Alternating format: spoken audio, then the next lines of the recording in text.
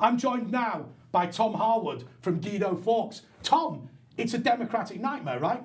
Oh, it's absolutely extraordinary. You've got three parties that are banding together to try and deny the vote of 2016. And what we're seeing most perniciously in this is parties like the Lib Dems that in one part of the country say we're standing up for the Union. In Scotland, they'll bang on about being a unionist party who wants to stay in the United Kingdom.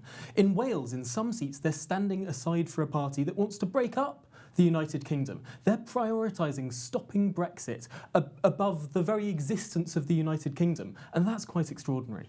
Here's the thing I don't understand. Guy Verhofstadt, a man that I think is one of the ugliest men in politics, both in terms of the way he looks and in terms of his views, somebody who believes in abolishing democracy, somebody who hates the nation state, somebody who hates sovereignty, certainly hates people like you and I. He tweeted this week about saying that the first honest bus he'd ever seen, and the bus said, Joe Swinson, Liberal Democrat. How can you be a Liberal if you backed Goldman Sachs during the popular uprising? And how can you be a Democrat if you want to reverse a democratic referendum? The Liberal Democrats have fallen as a party so far in the last decade or two.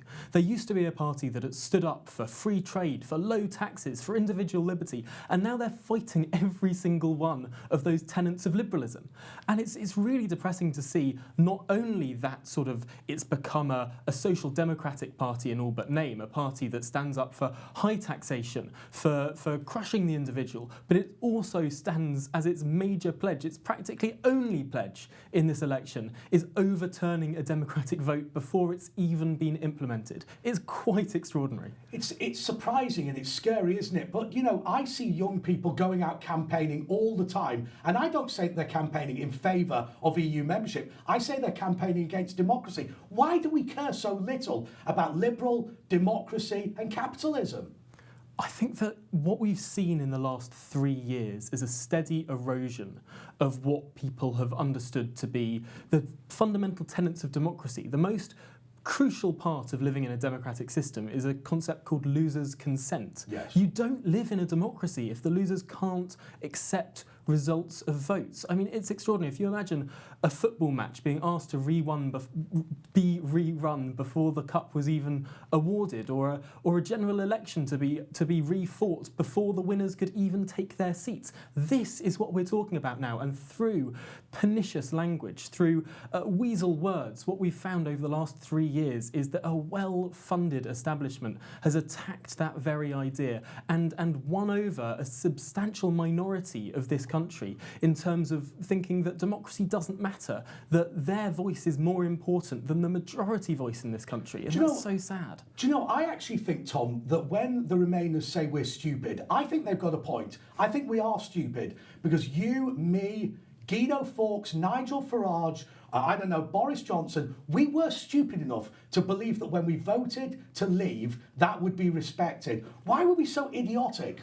I think there was a bit of hubris, of sort of British exceptionalism, if you will, after that vote. We saw how in Ireland and in France and in the Netherlands, countries continually voted against EU treaties and the EU constitution, and they were overturned. Those votes were just thrown away. Yes. We thought Britain was different. We thought that this would be respected, and it turns out we were so wrong. We shouldn't have been so complacent after 2016 to allow someone who voted Remain to become Prime Minister. That was a fundamental error.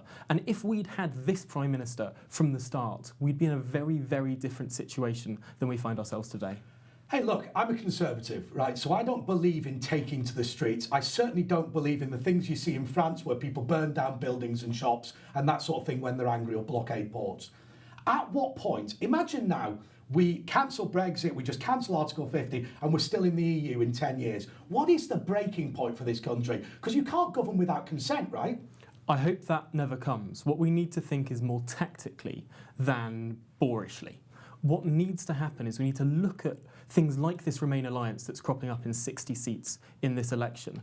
And everyone who votes Leave needs to look in their own constituencies at who is the most credible Leave backing candidate to win. Because ultimately, the only way we make change is through our parliamentary democracy. It's been shown that referendums and popular votes will be ignored because ultimately the power rests with people sitting in Westminster. We need to change the people in Westminster. We need to get parliamentary majority government back so that tricks can't be played through the Speaker of the House of Commons or anyone else. So what really matters is that people need to think really hard, really carefully and really tactically about who they vote for in just 6 weeks' time. Tom Harwood from Guido Fawkes, what a phenomenal guy, and genuinely he's been out fighting for you guys and fighting for me to try and get democracy sorted.